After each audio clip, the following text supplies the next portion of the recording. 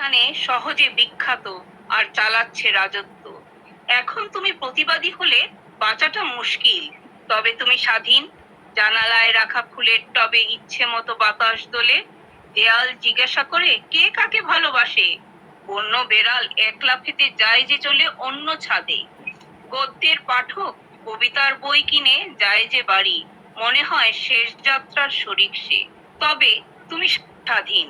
পাখি যেমন এক ডাল থেকে অন্য ডালে যায় যে উড়ে, যেমন সমুদ্রের ঢেউ জানালা ভেঙে ঢুকে বাড়ির ভেতর।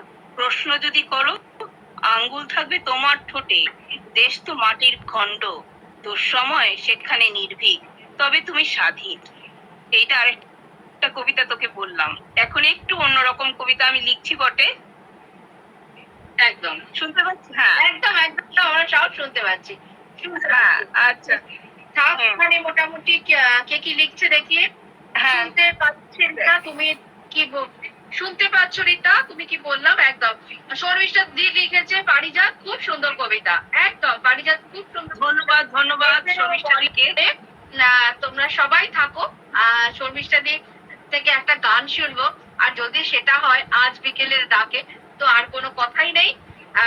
লালটুদা, চশমা ছাড়া তো ফোনে কিছু দেখতে পাবো না, তাও খুললাম। পারিজাত, আর একটা কবিতা থাকলে শোনা।